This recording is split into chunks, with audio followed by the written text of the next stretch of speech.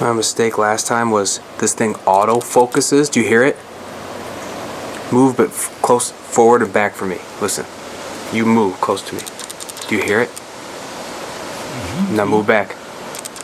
Do you hear the little Yeah, is that what it's doing? That lens? It's auto correcting. But the last time I did it, you can hear it on the video. So I got to turn off the autofocus. You can hear it on the video? Yeah, you can hear the little I know, these things are pretty amazing actually. And that mic, as crappy as that standard mic is,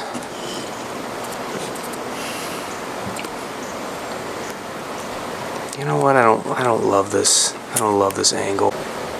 Okay, so before we started at, just to refresh our memory, we started at Lake Columbia is where we left off. Yeah, I remember talking about Joe Hill. The lifestyle there. So I think we should just pick up from, so now that you've been away from it for a year, how do you remember living at Lake Columbia? How do you remember that lifestyle? Well, I remember the lifestyle. Shouldn't we tell the date on this thing? August 1st, 2025? Yeah, I'll You will? I'll put it on the video. Okay. I can type it on.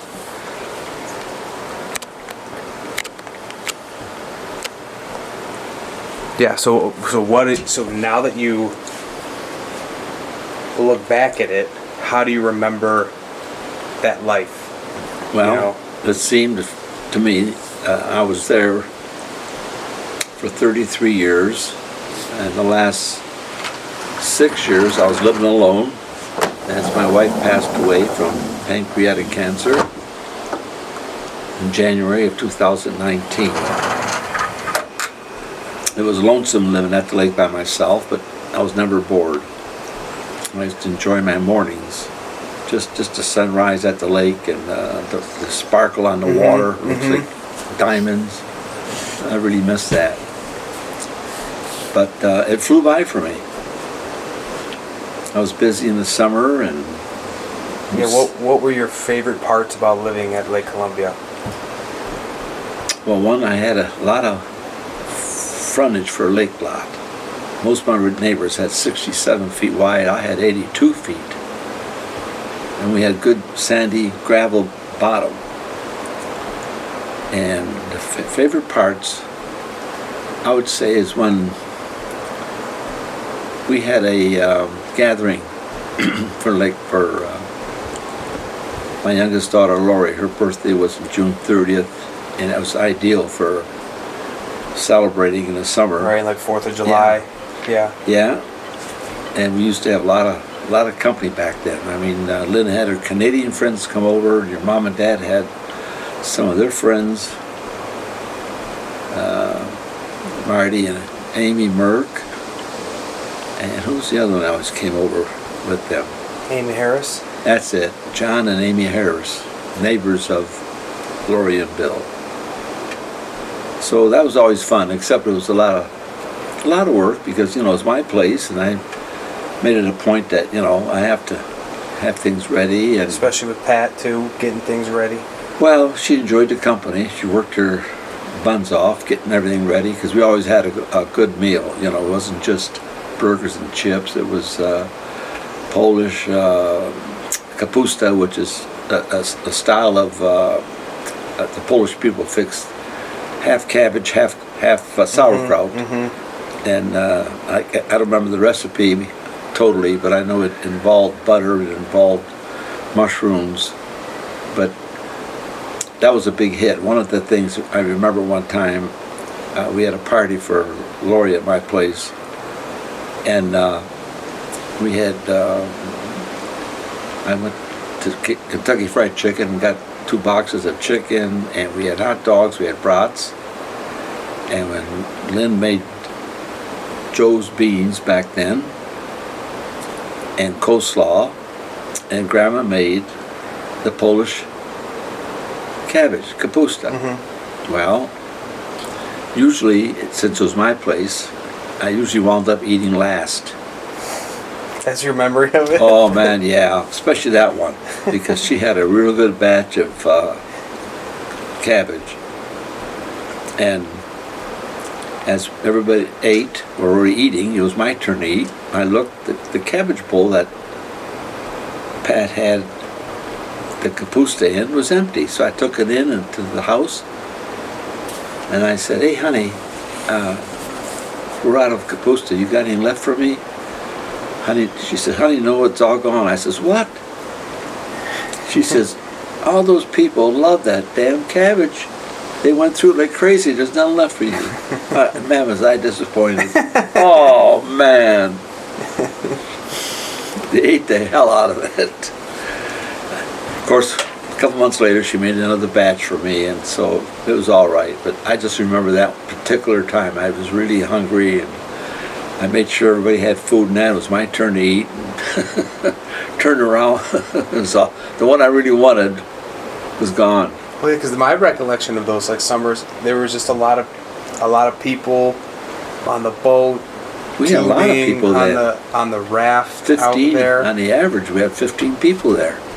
You know, everybody had a good time and talking. We all stayed. What did you think when you look back at it? Everyone's staying the night over. I mean, sprawled out everywhere. I just shook my head. Grandma didn't mind. We had people. In fact, at one time she counted them. There was 11 people sleeping. You know, besides her and I, and our house, 11. There was air mattresses and whatever.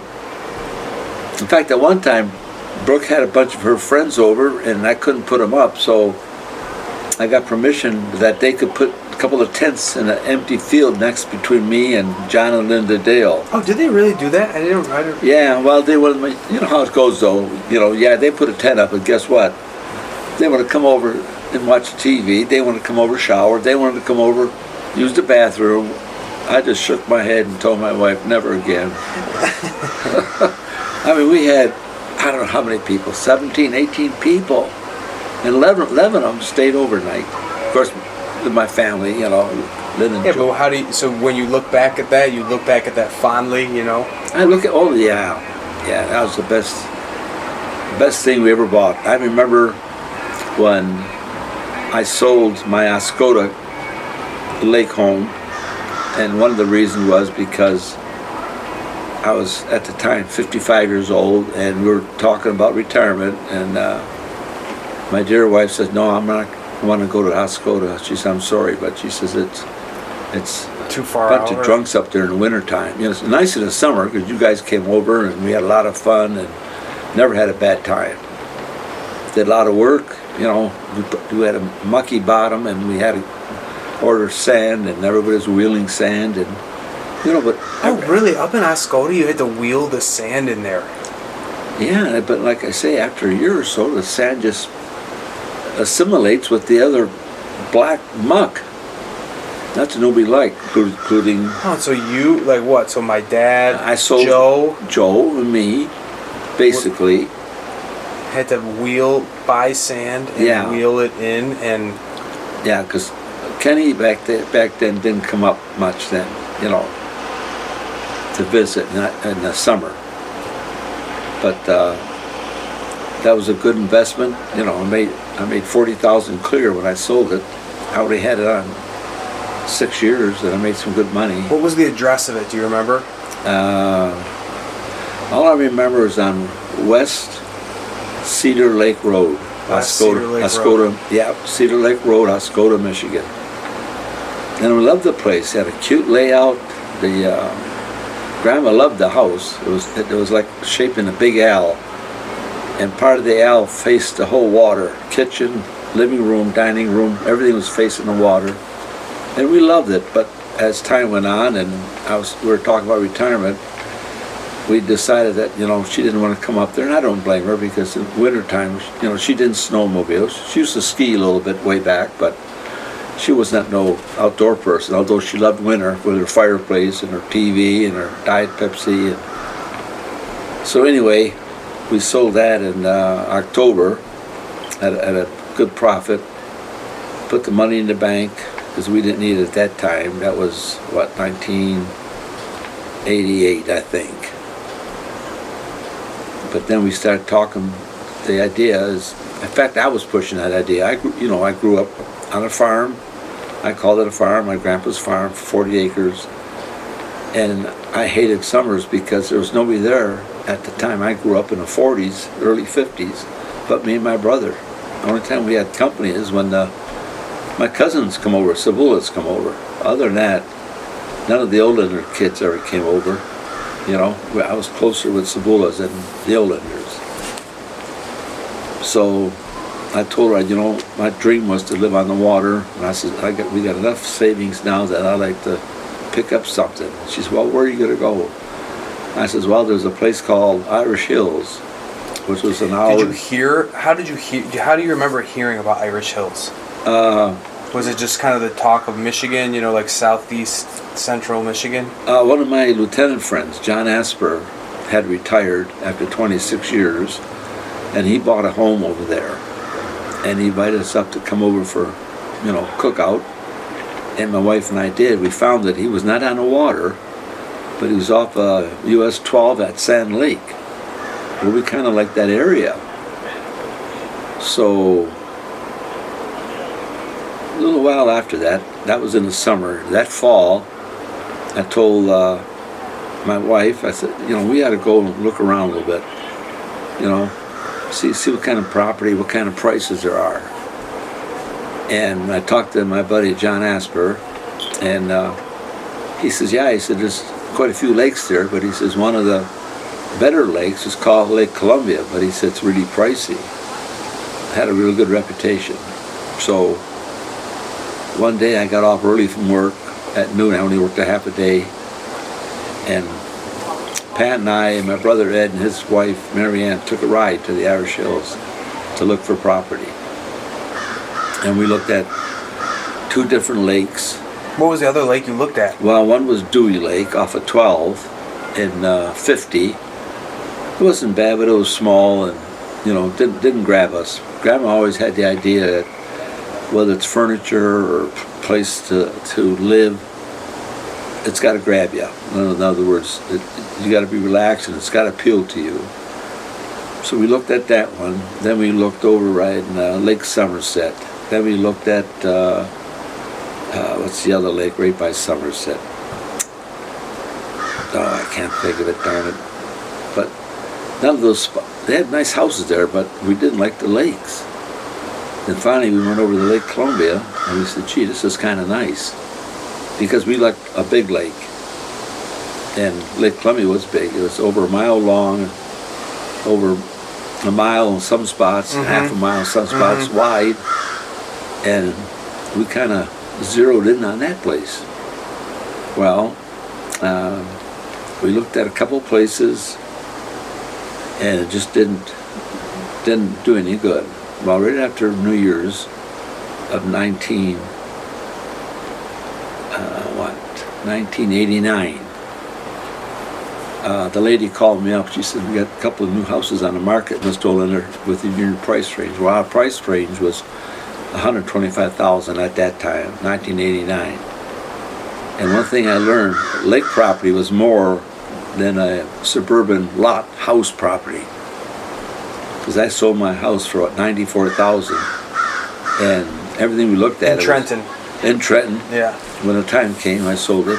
But that's all I could, you know, I could get out of it.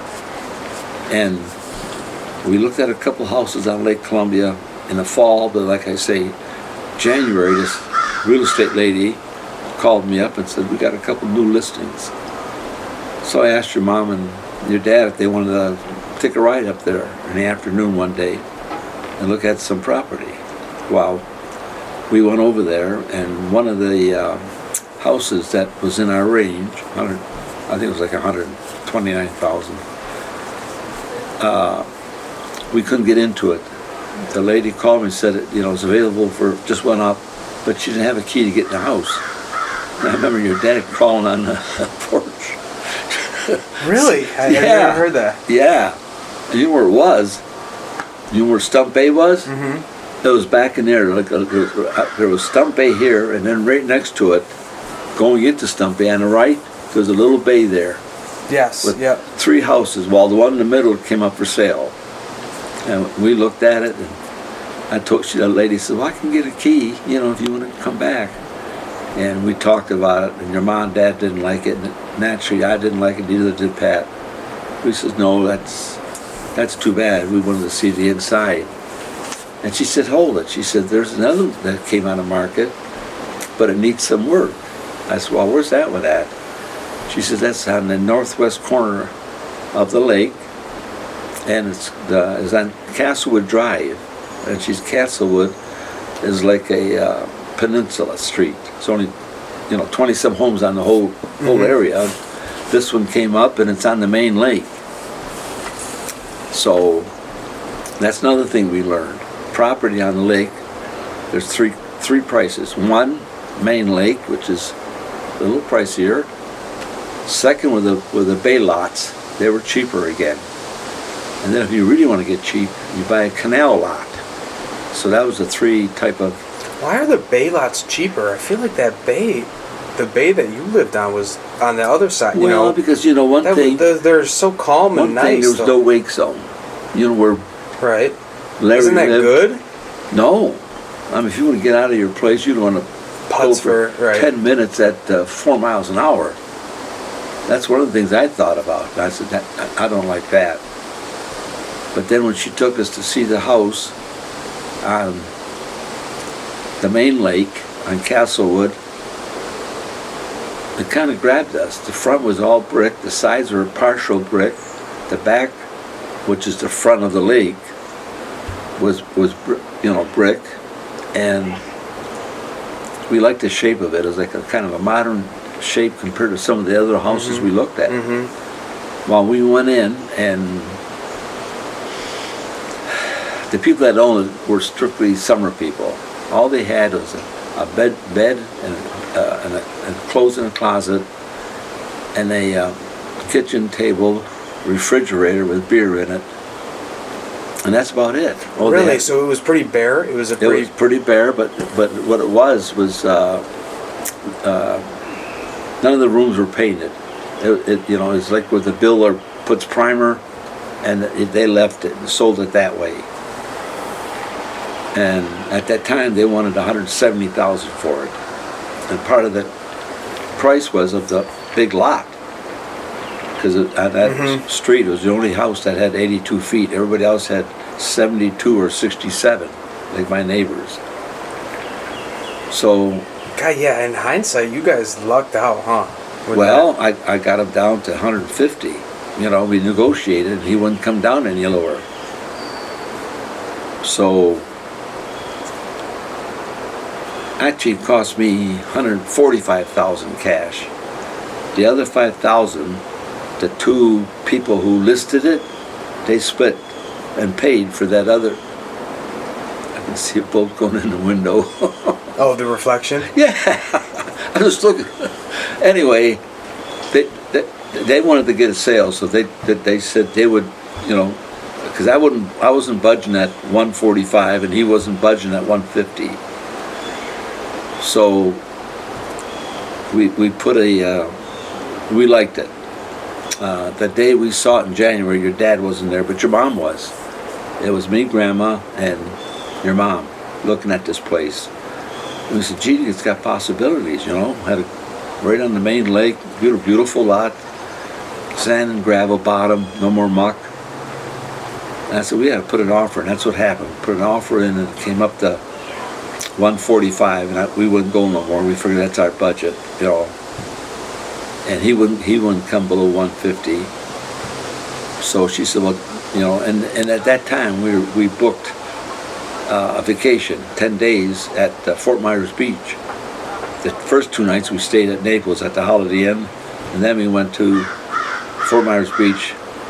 God, I can't remember what the name of it was, but it was one of the few places on the beach, on Fort Myers Beach, that you could rent by the day. Everybody else, they wanted weekly or more rent.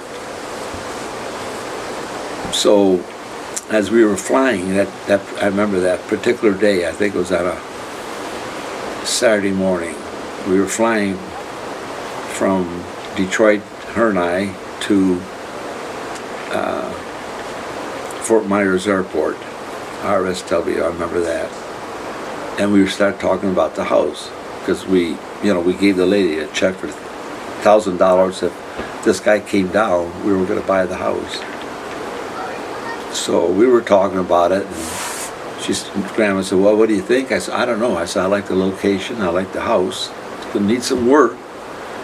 But, back then I could paint good, and she could wallpaper. She liked doing that stuff. And I said, we had to give it a go.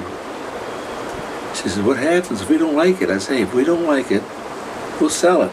Property eventually sells.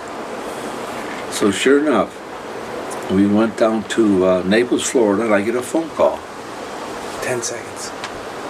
Until we got to pause. Oh, I get a phone call from the realtor in Brooklyn.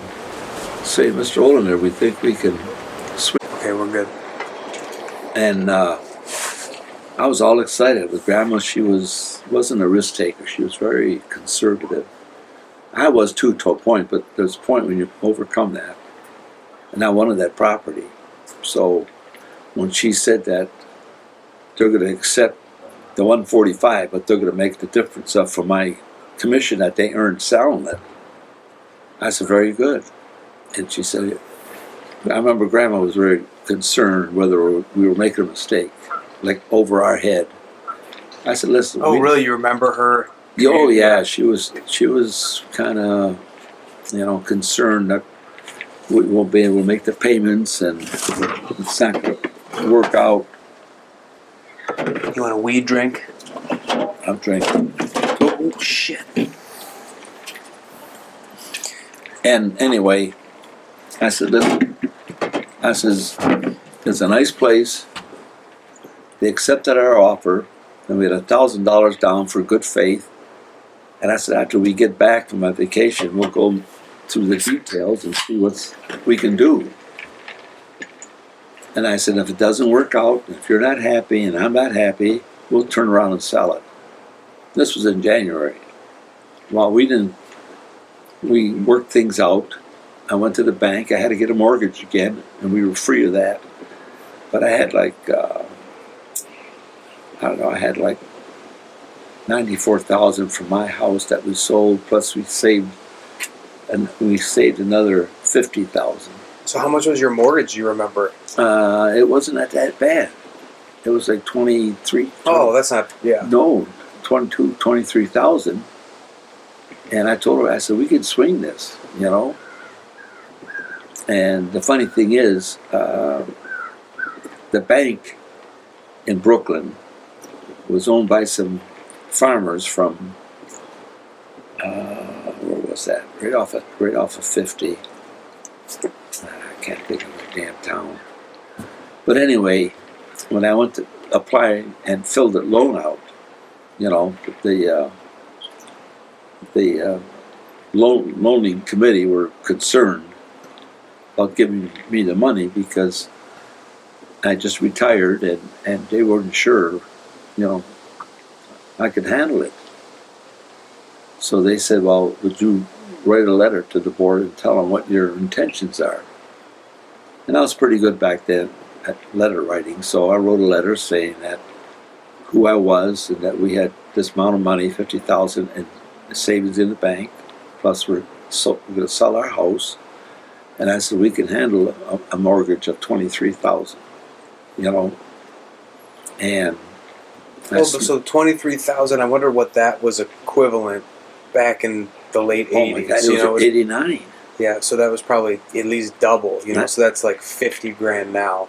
Yeah, exactly. Yeah. But anyway, I get a call later, about a week later, from the fellow, the manager of the bank. Damn, I can't think. It's right on the tip of my tongue. Onstead people owned that bank at that time. The old farmers, Onstead. I remember that. And the guy said, hey, Dave, they're going to give you the money. Because I wrote them, I was a police officer. I never missed a payment. I have excellent credit, my wife and I. That sounds weird to me, writing a letter. When I did my mortgage, I didn't have to write a letter. Well, when I bought Trenton House, I never had to. But here, those farmers, the They're Was very, it like a small bank or something? You yeah, know? Yeah. and they're very conservative. But after I wrote that letter that, I'm retiring after 33 years as a police officer, I've never missed a payment. We never had a foreclosure, and I promised that I could handle the payments, and I appreciate, your consideration. Well, they accepted it. We got the money, and we closed on April 15th, I remember, tax day, in 1989. We took possession of that property at 109 Castlewood Drive, Brooklyn. And we had a lot of work ahead of us, but little by little, I didn't retire till 1994. So you figure from 1989 to 1994, we used it as a cottage. We bought some furniture. Oh, okay. Maybe I didn't know that. I didn't realize that. Yeah, I didn't move up there till 94, May 1st. And What about when we were living there when I was young? I already bought that. But you guys weren't living there full time. Oh yeah, we were full time then. Yeah. Hold on. In 91 is when I was born. Okay, so you must have been. And my parents, we moved I into. moved there in 94, and Mackenzie was a little baby in 94, right? she was just walking. I remember that. And living at at Yeah, because your mom wanted Lake to buy that Columbia. lot, right in Saline. which was the best thing they ever did, and your dad was kind of half and half. He was thinking he wanted to move over by Howell, Michigan, and I told Lori, because your mom, Lori and I can always talk. We always got along well, We didn't pull any punches. I said, you got 2 little kids. If you ever move to that house, and we went there twice to look at a house in Howell, Michigan for your parents. Back then there was just a lot there. They hadn't started building yet, and your dad was kind of leery that maybe he should buy in Howell, because at that time his job was in Flint. It was some kind of Flint? Yeah. My dad was working in Flint? No, he had an office, I guess, in Ann Arbor area, but his company that he Was worked based for was out of- like advanced drainage systems. I handled big plastic pipe and concrete pipe.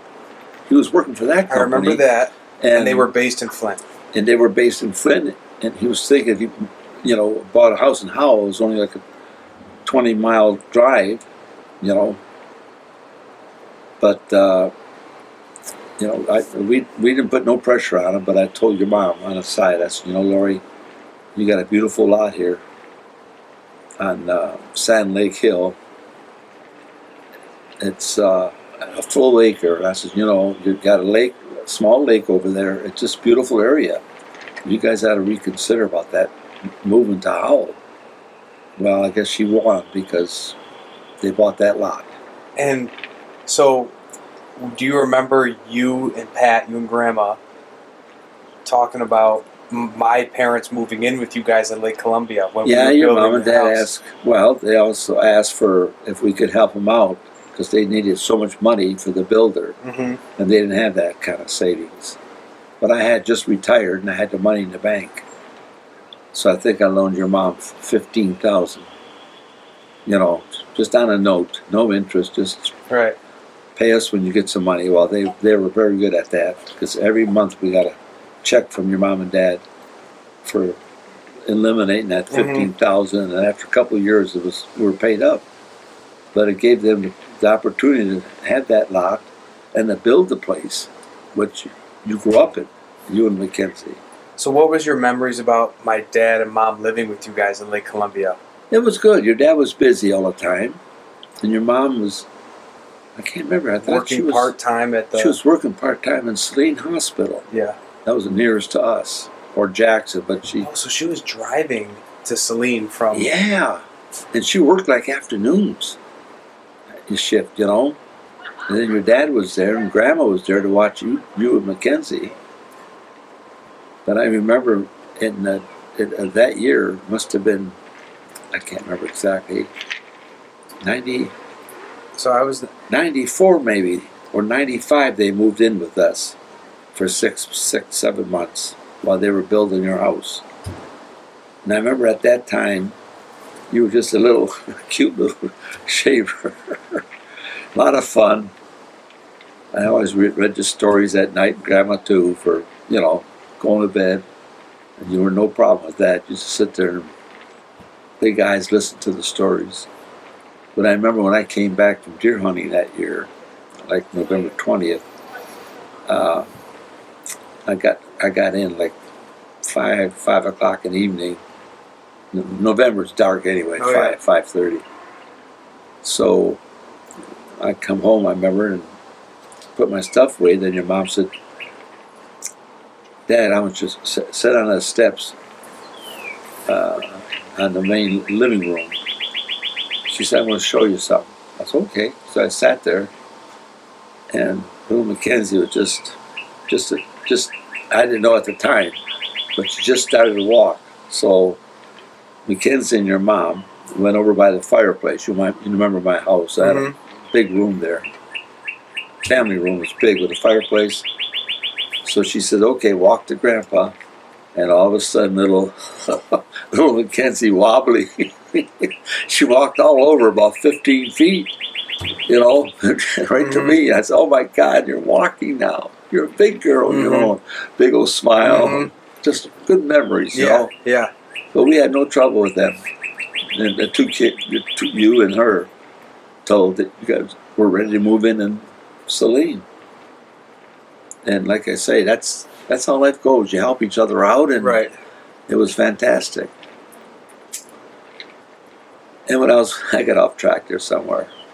But anyway, that's how we acquired that home where we were, and it took us several years. And you guys never had the second thoughts about it. After you moved in for a couple years, you thought this was the right idea. Oh yeah, I liked it real well. And Grandma finally realized that, hey, we can handle this. And she eased up on relaxing a little bit about living out there. Although she missed Trenton more than I did. Really? Yeah, she missed her girlfriends. Marilyn, Mary Ann, and a couple of other girlfriends that she used to play pinochle with. Once a month they'd get together, and every now and then it was over my house. And in the meantime, I became a police officer at 61. But I remember those girls coming over to our house. But like I say, Grandma was good at wallpapering. I did a lot of painting. I put fans in every room because I learned that in Florida. Have a fan. It helps with the heat. And back then there was no, AC. So you had fans. But anyway. There was no AC when you guys were living in Trenton? No. When did air conditioning? Well, no, we did. What am I saying? We did, but there was a window. That's it. There was a window. We had two windows. One in the kitchen, and then one in the main bedroom so I could sleep because I was working shift work. Days, afternoons, midnights. And I needed some rest. It was so damn hot. The fan just didn't do it. So we went to Sears and bought a couple of window air conditioning. Right. That's the first ones that they came out with. And that helped. So I remember that. Okay, so now we're on the topic. What do you remember now, less about specific facts and more about, like you grew up from the 40s where no technology. Do you remember when AC, computers, cell phones, TV? What was your memory of seeing TV, or what those experiences? Well, it was like unbelievable that they could send a picture electronically to your TV set from a studio. You couldn't get over that. Everything was black and white, but at least we had good TV, a lot of good shows. And so do you remember listening to the radio then when you were young? Oh yeah, a lot. See, even in the police car, we were not allowed to have a radio of our own.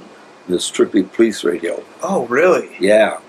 But then on midnights, the boss said, well, if you're on midnights and it's quiet, you can bring a transistor radio back there, just a little one. Yeah. And I remember I used to play, some music, and all of a sudden I came across this country western station out of Cincinnati, Ohio, playing country music back then, and I really liked it. A couple of guys I worked with that night said, "Oh, you're crazy." I Why? said, What I do don't they? know. What It's were my they- radio, and I'm Right. listening to it. But I enjoyed it. Why did they say you were crazy though? Well, nobody liked hillbilly. They call it hillbilly music, and they didn't like it, but it was catchy to me. I Mhm. liked it. What were they listening to? What was the Well, they would listen to regular, uh, music. 50s or whatever the? Yeah, at the time, DJs were on. But I picked the station up, and only at night. I couldn't get it in the daytime. Really? Why? Something to do with the solar system. Oh, really? Sun rays, yes. I remember that. And I just had a little radio, and it was fun to have that. And I like, till this day, I still like the old classic country, not the new one, Mm-hmm.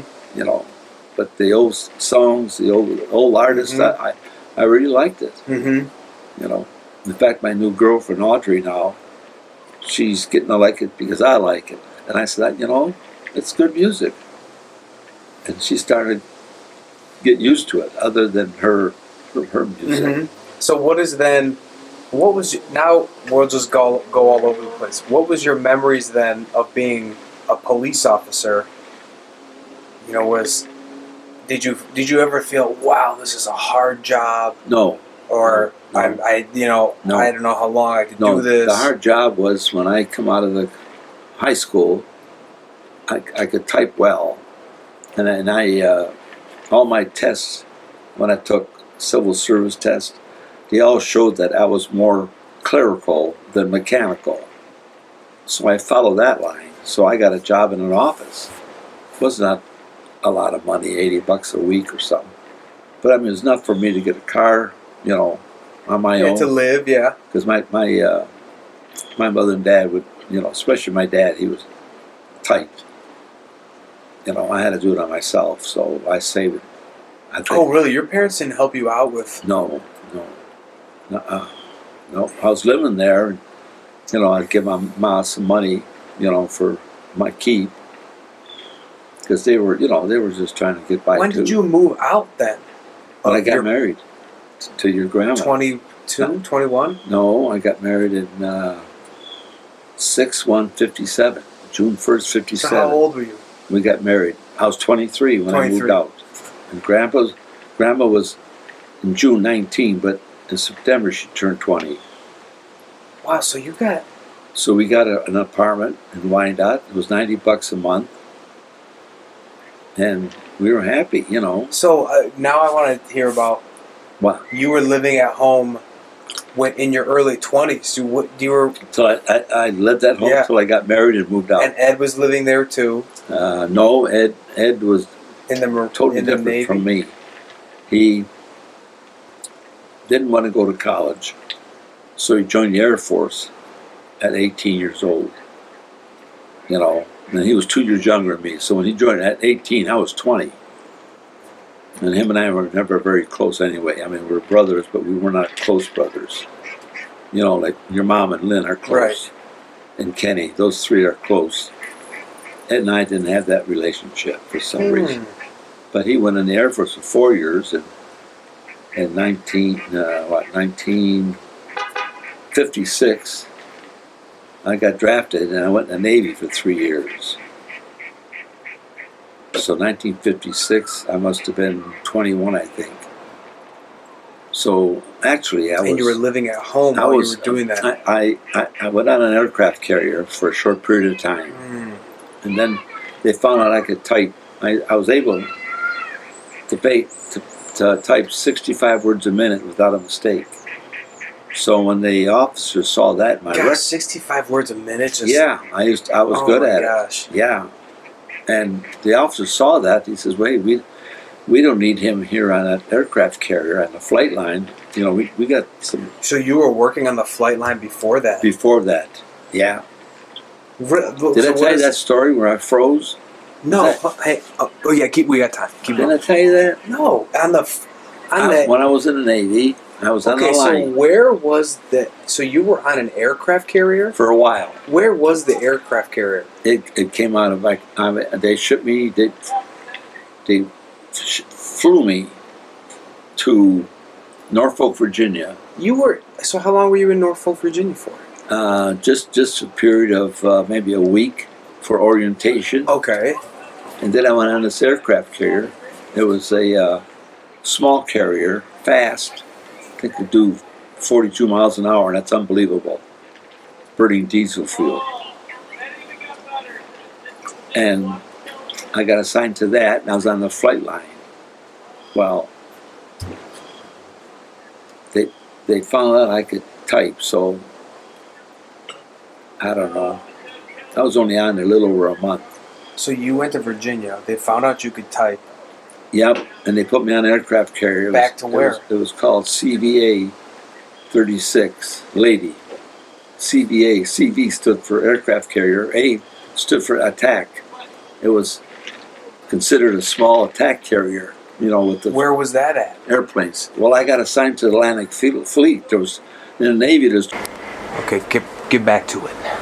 So they shipped me from Virginia, Norfolk, from the Virginia. aircraft carrier, me and 6 other guys. A couple of guys were, wanted to get discharged, and they, helicopter took us from the aircraft carrier back to Norfolk, Virginia. From Norfolk, Virginia, I spent a couple of days there and doing payroll for officers. They sent me to Grosseille, which was a naval air station at the time.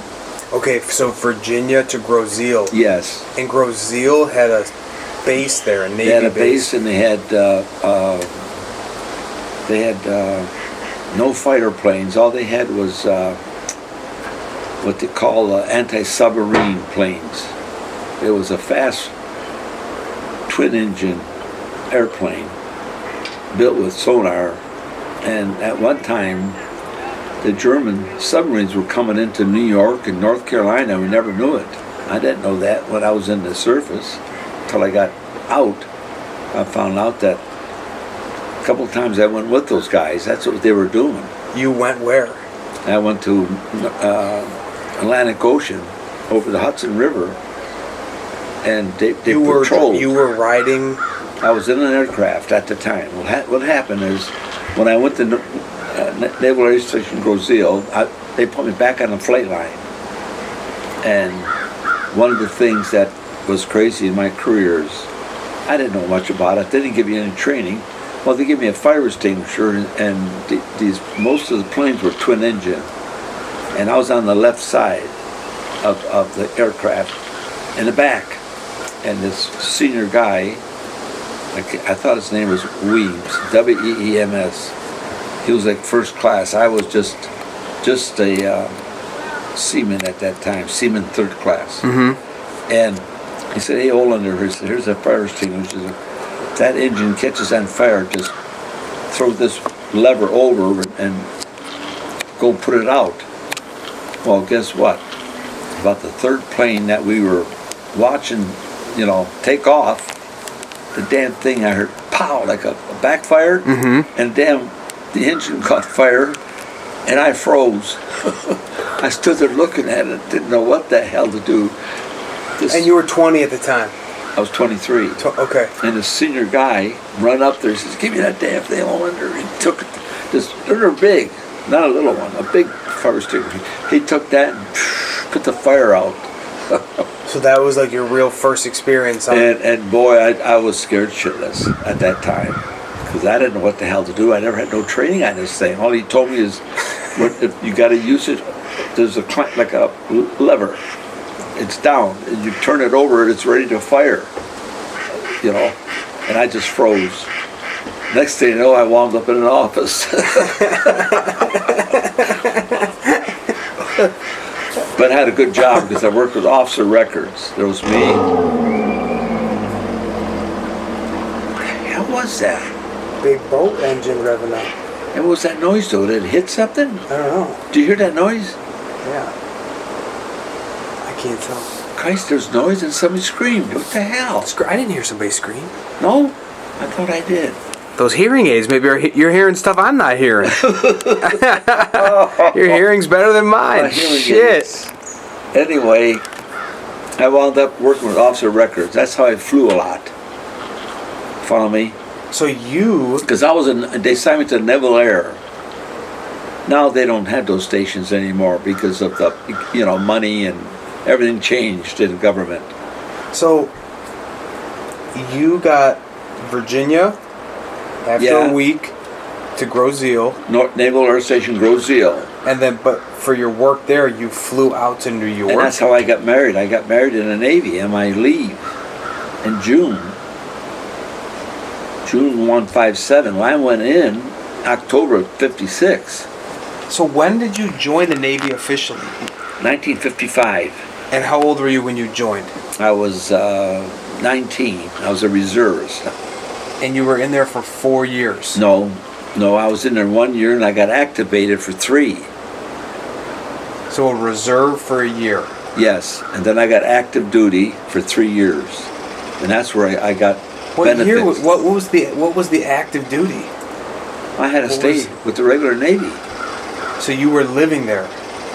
I stayed because I was single. I stayed at Naval Air Station, but once I got married in 1957, I was allowed to live off the base if you had a marriage license, which I did. Okay, so hang on, let me piece this out. Okay. 19, you joined the Navy, Yes. Naval Air.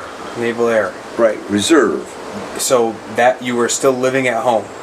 I was living at home. You're till- just on reserve though. No. So where were you living when you were 19? Oh, I was living at home. Right. So reserve means you're not on a base. No, but I had to go to I had to put in 1 week in a month Okay. in Navy etiquette, Navy marching. I was a young man then, and crew cut and skinny and stuff like that. But then when I got activated, When you were 20, so a year later, 20. actually it was 21 when I got activated. Okay. And what was the activation for? Was there a war? What was the Well, there was a Korean War. Korean War? Yeah, Grandpa Crimmins that's why fought the government. Well, he was early. He's a lot younger than I was, so I didn't have to go over there. The Korean War was fought by Navy in the Pacific Fleet. I got assigned to the Atlantic Fleet. Training pilots. Okay. That's where I started, and then I got Naval Air Station, and got engaged and got married in June of '57. Okay. I didn't get discharged till September of '59. So you. And I spent all that time at Grozeal. So now I've got this. 19. You're reserve. You're living at home. You're working a weekend every month with the Navy. Yes. And then about a year and a half later, you're 21. They activate you. They send you to Virginia for a month. You said. Yeah, they sent me to Virginia on an aircraft carrier for a little over a month. And then they helicoptered a bunch of us off there to land again. And then I got reassigned to Naval Air Station Grozeal. Only, I think, because I could type. Wow. So what do you remember being for that month in Virginia? Was it like holy shit? No, it wasn't a month. It was just a week or so. Oh, okay. Sorry. Yeah.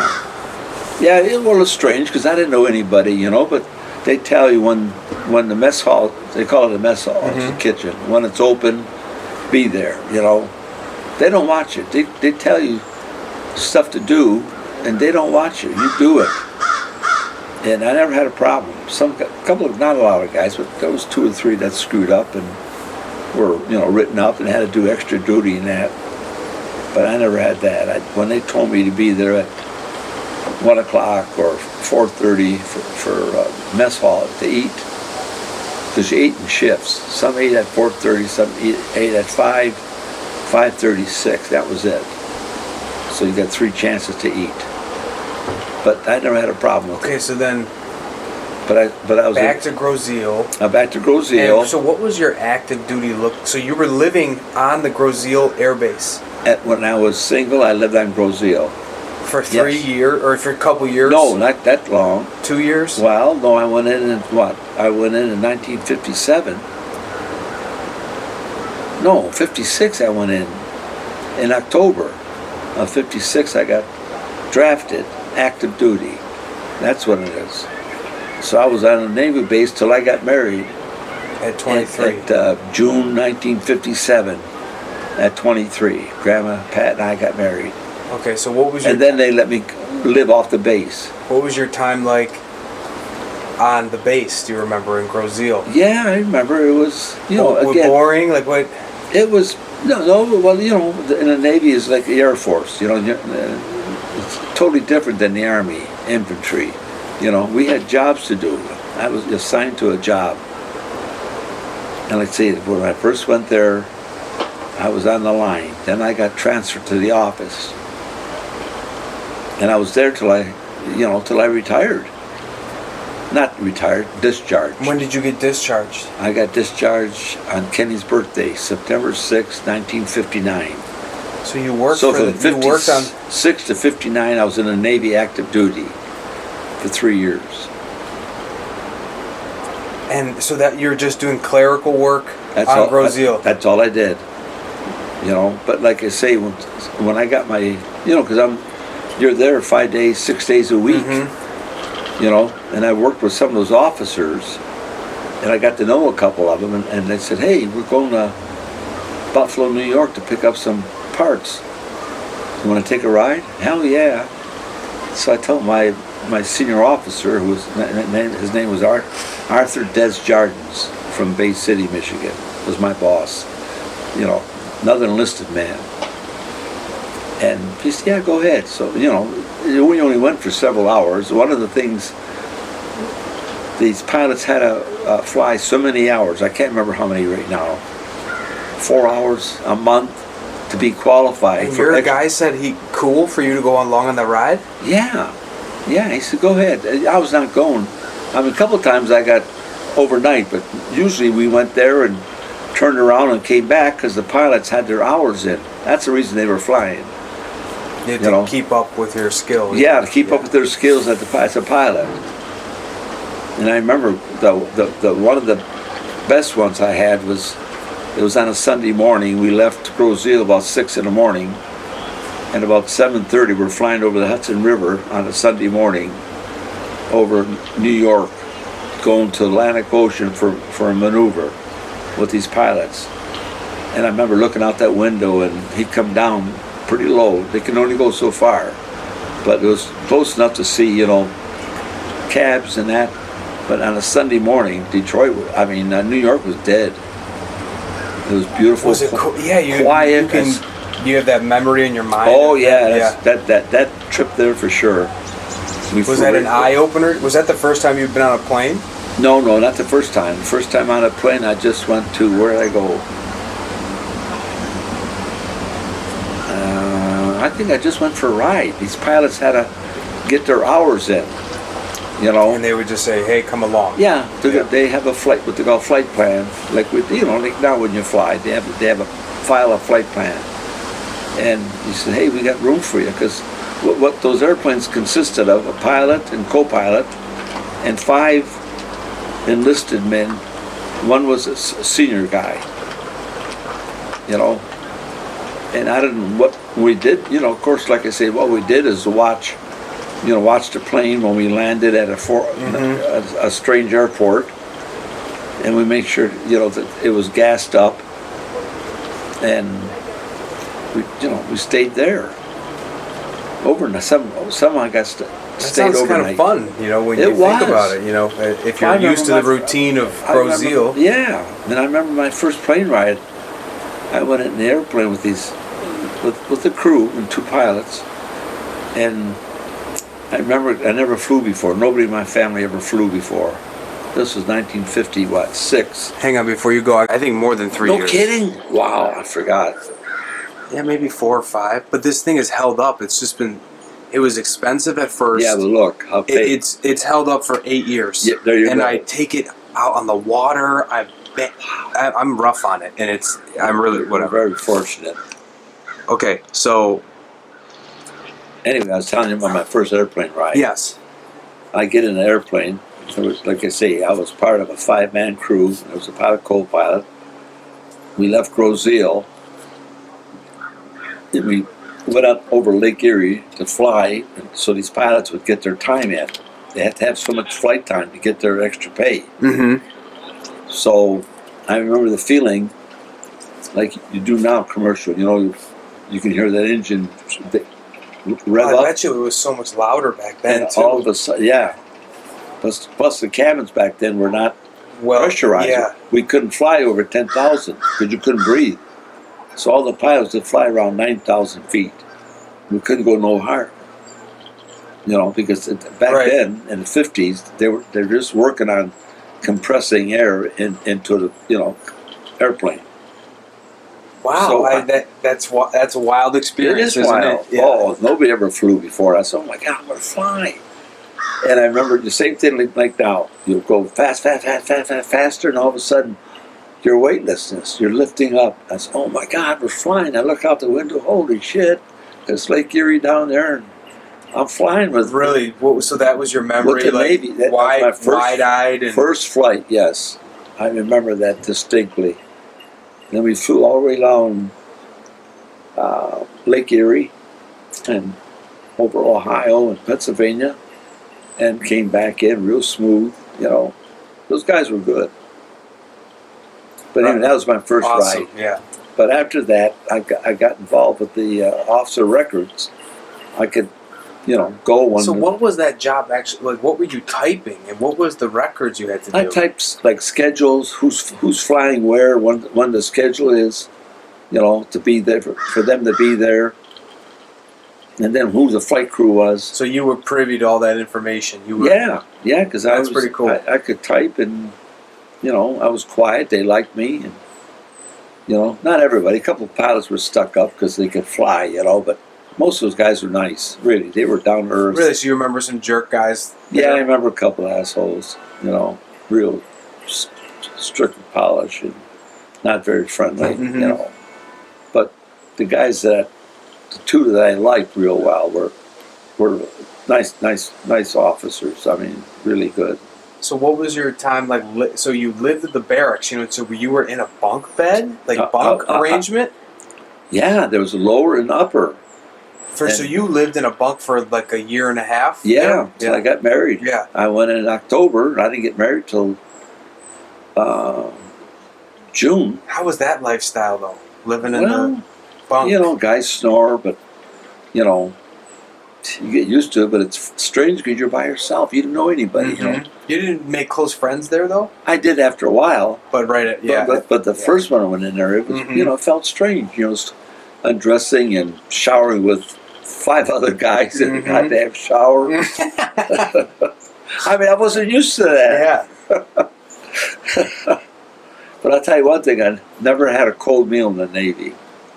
They fed us really well. In fact, on Fridays used to piss me off because they'd have T-bone steaks for Friday dinner. And I was a Catholic, not only me, but there were several of us were Catholics. According to the Catholic law, you couldn't eat meat. Really, you were that religious? Yeah, back then, yeah, I was. During the...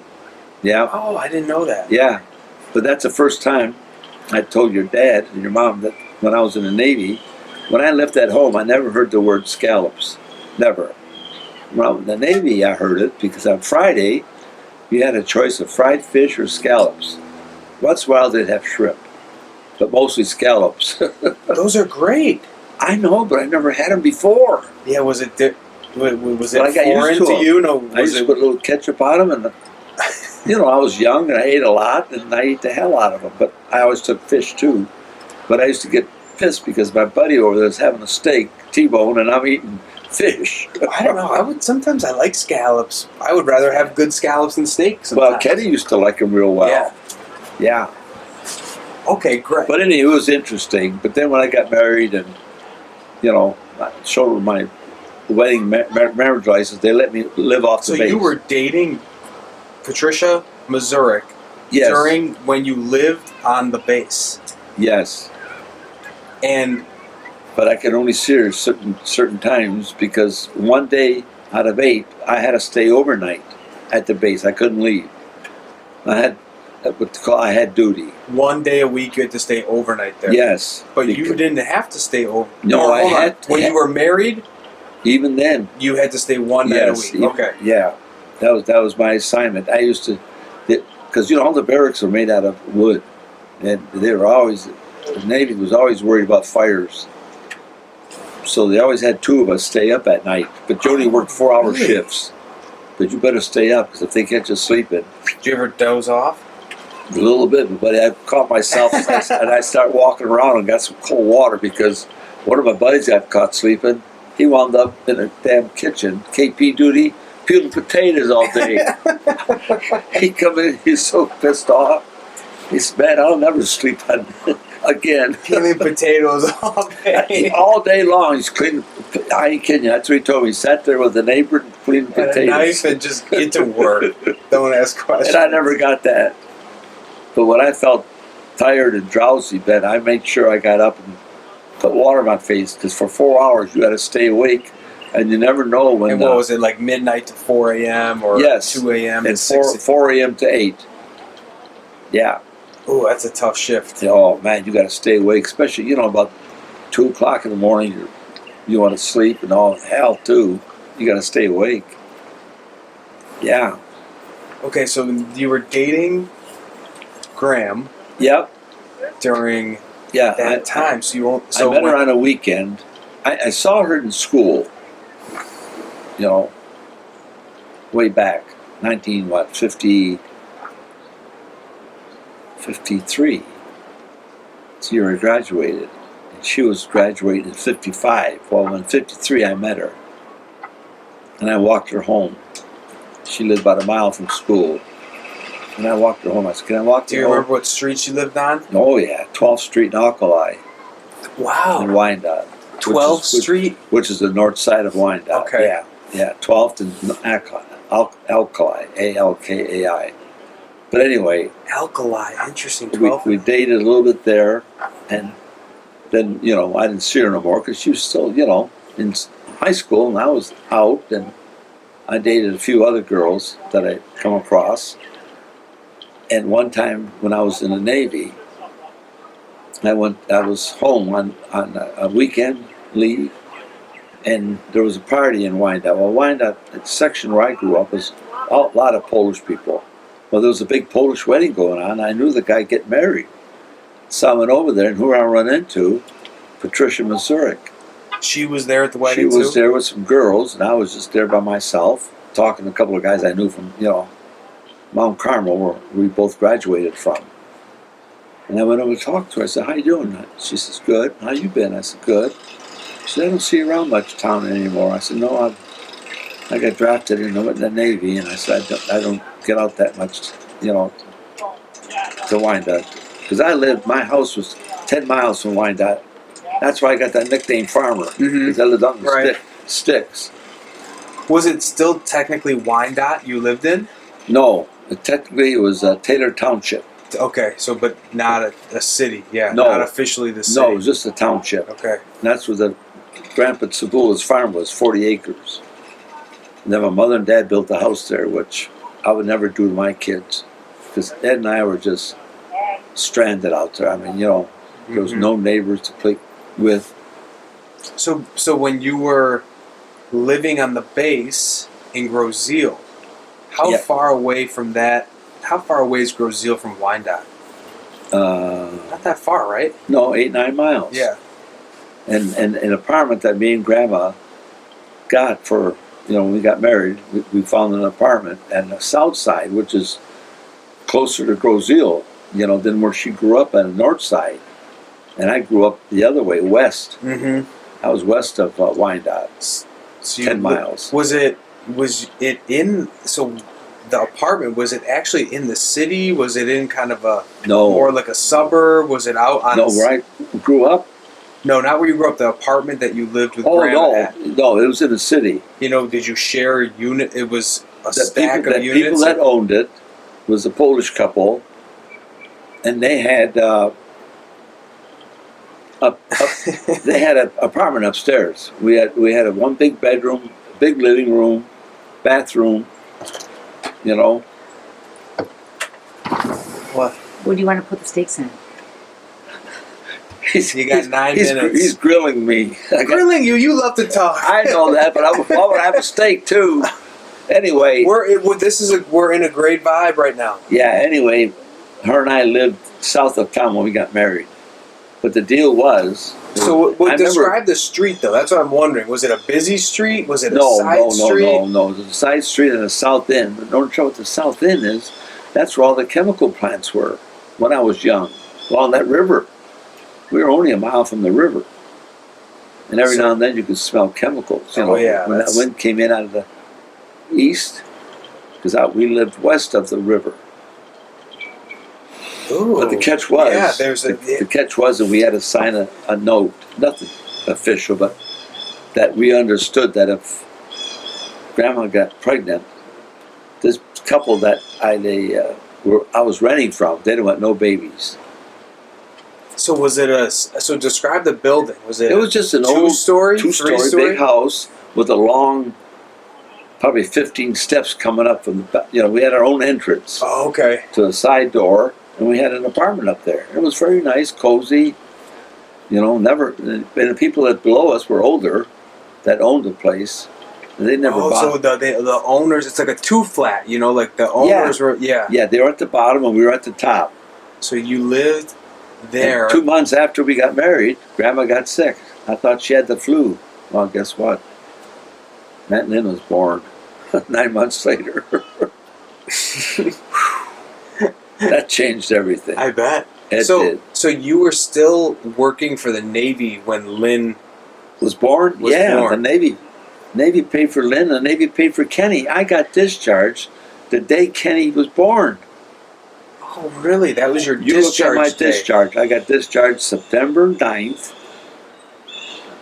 1959. Kenny was born September 6, 1959. That's how close it came. Very coincidental, huh? It was very coincidental. The only reason it was because Eisenhower was president back then, and they had a money crunch. I was supposed to stay till October 6th. But oh, really? Yeah, but they told all of us who were getting discharged in October that if you wanted to, the government will release you in September with no penalty. So naturally, I was married, I was in love, and I said, "Okay, I'll take it." Okay. That's why I was supposed to get out in October, but on account of the Eisenhower and the budget crunch, they let us go a month early. Okay, now we're on the topic. What do you remember from world events that were happening back then? I guess I'm wondering about politics, the Korean War. I mean, one thing I remember when I was in grade school, World War II. It was World War II. Was going on in 40s, and then you were a kid. When were you born? 30. I was born in 1934. Wow, so you were only 7 or 8 years old. Yeah. And I was in a playground, and all of a sudden, the nun, I went to Catholic school, nuns, and the nun come out and said, "Children, the war's over with."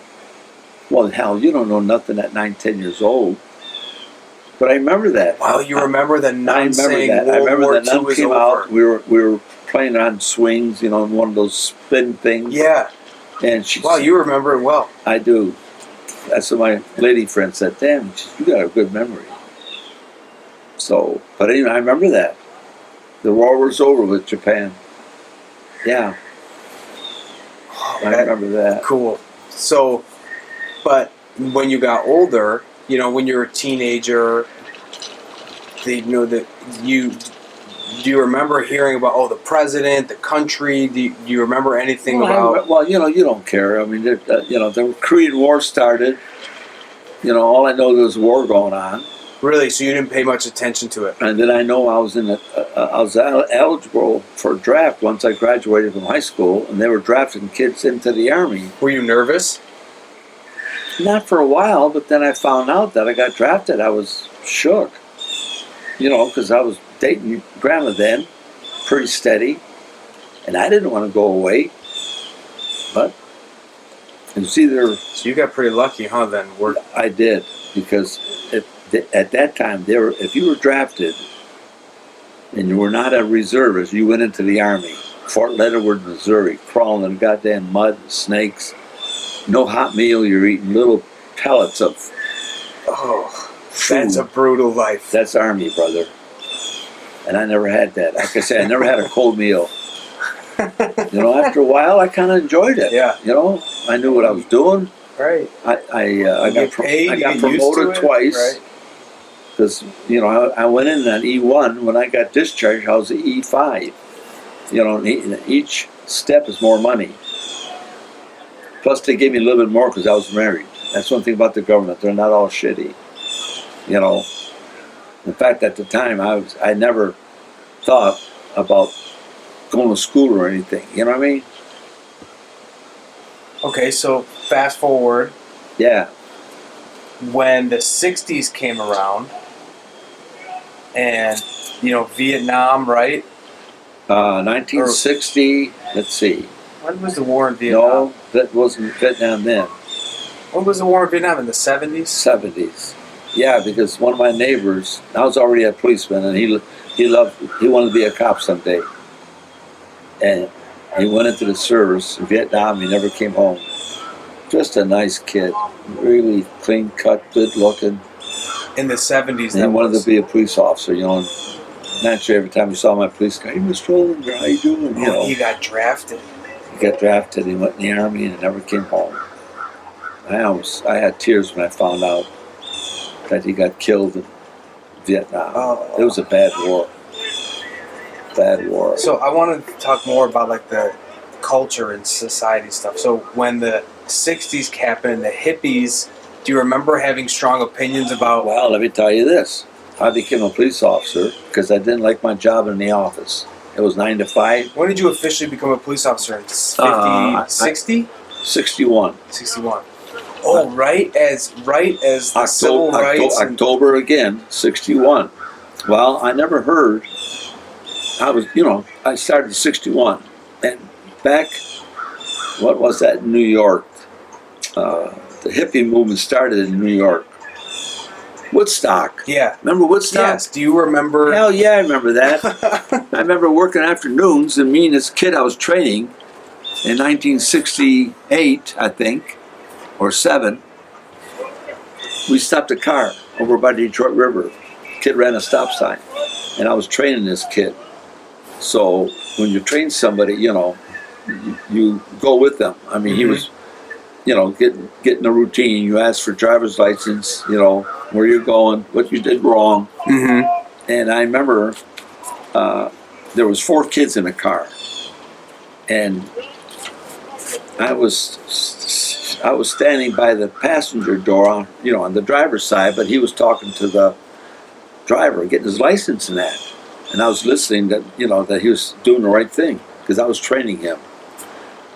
And we get back to the car, he says, Officer Olander, I says, yeah. He said, you smell that sweet smell? I said, well, I smelled kind of a smoky smell. He said, yeah. He said, you know what that is? I said, no, what is it? He said, it's marijuana. And dumb me says, what the hell's marijuana? I never heard that in the Navy in 1968 or 7. Never heard of that. Hold on, I thought you said It started in Woodstock with the hippies. That's where the grass came from. So we went back there and told the kids to get everybody out. We all searched them all. We found like three cigarettes. So what year was that again? Sorry. It had to be 67 or 68. Okay. So you had It was right after Woodstock, whatever that was. Remember Woodstock, So New you York? were in your mid-30s. I was married back then. I had 2 kids. Well, if you were born in 34 Yeah. and it was 68, you were about 34 years old, and that was the first time you heard of marijuana. Yes. What? God damn it. We got to say that again. I think we lost a couple minutes. I got lost in the story. Okay, so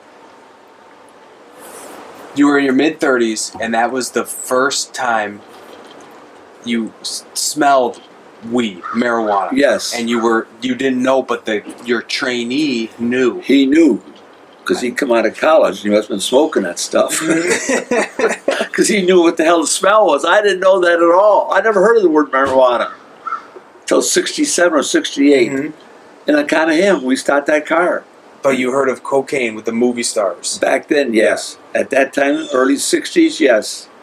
Cocaine was big, the powder. Mm-hmm. Snorting. And did you ever bust people for that? I never caught anybody. I never caught anybody with cocaine. You know, once I found out what it was with marijuana, and then it started growing, more and more people were smoking, you know, stuff like that.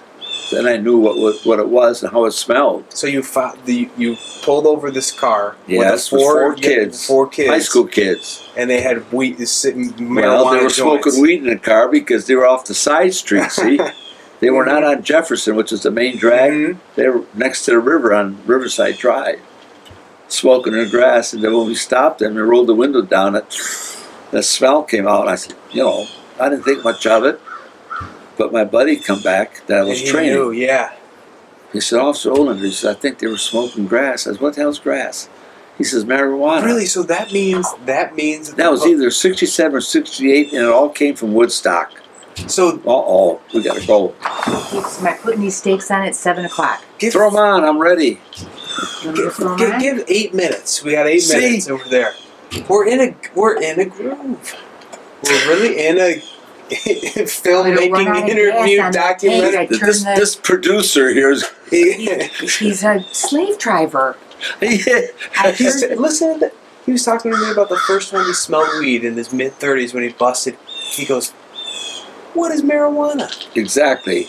I never heard that, Lori, in the Navy, and I got out of the Navy when your brother was born. Okay. What's the rush? Am I going to shut the grill off then? No, cook them.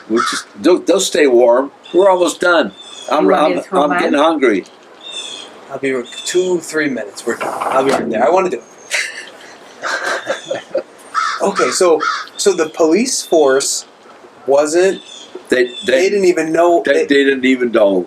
Oh, because we had update seminars every 3-4 months. Never did we have a seminar on marijuana. So you weren't really busting people on drugs? Like, what were you arresting people for in the 50s and 60s, or early 60s and late 50s? Oh, most of them were disorderly, going crazy and fighting. Mostly. Oh, really? Disorderly conduct? Or they were drunk driving, roll the window down, you can smell alcohol, and, they're slurred and they're having trouble getting their license out. Different clues that they were bombed. Hey, step out of the car. And they had to, because if not, we'd arrest them anyway. Did anyone try to drive away? No, I don't think so, that I remember. Okay, so then in the 60s, you started busting people for marijuana. Late 60s. Yeah. That's when we finally had a seminar saying that this is what it looks like, this is how it grows, this what it smells like, because they burned some, for the class. Nobody smoked. They just burned it. Oh, interesting. That is so cool. True story. And all came from Woodstock, New York. And did you start noticing it more, arresting more people for it then? What did you do to those kids? We just took them to a police station, called their parents. They said, hey, they got a illegal drug, just smoking marijuana. Well, back then it was illegal once you had a medical card. And we got a few, that we wrote up that was more than just one cigarette. If they had a pack of 6, 7, 8, we'd write them up. I don't know what happened to them,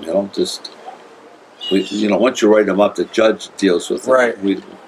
We're all done with them. But it wasn't widespread, but it started to get widespread, So what did you think about the Woodstock and the hippies? Do you remember having opinions about that, or you remember going, what?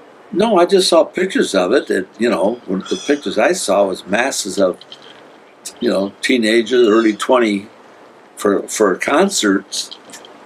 And somehow somebody brought some marijuana back then, and I never knew what the hell it was. Like I say, I was in the Navy till September 1959. Never heard of that word. So we stopped his car, and the guy said, it's marijuana. I said, what the hell's that? Okay, so did you have opinions about the peace, love, free love? Do you remember that and rolling your eyes? ignored it, I think. And later on, I realized that, you know, my philosophy was smart people help us. Hippies didn't help nobody on that shit. That's how I always thought about it. Mm-hmm. You know, but smart people in the world, like my back surgery and, you know, your mom and Aunt Lynn being nurses. So you remember kind of going, what is up with these, you know, what is up with the... Yeah, because I didn't want to experiment with that shit. Yeah. Well, I heard that it can affect the THC, can affect your brain cells. Mm-hmm. And I was scared shitless of it. I mean, Oh, really? That's what you remember about it? Yeah. I didn't want to go into it or, you know, because I had access. Once it started going, after that, 1968, wherever it was, in the spring, I don't have nothing to do with that crap, you know. I figured, shit, I don't want my brain screwed up. Because we had access to it, you know. How did you have access? Well, because we have what they call... Shut up already. Damn crow. Anyway, the evidence room, you know. We used to have a room there with all of the evidence, whether it was a knife, a gun, marijuana. You could go in there and grab the marijuana? If I wanted to, yeah. Were they not strict on rules back then? No. If you took anything out of there, you had to sign a book. But to go look around, there was no cameras watching you back then. You know, like now everything's got Big Brother watching. Mm-hmm. Back then there wasn't. So if I wanted to be interested in, grab a couple. Did you know any guys that did? Any police officers who did? I didn't know for sure, but I suspected a couple of them. Later on, not at that time, but say in the early 70s. Mm-hmm. You know? Interesting. Yeah. There was a couple cops that I wondered. That's Horton. Hey! Okay, you ready to shut it down? Yeah.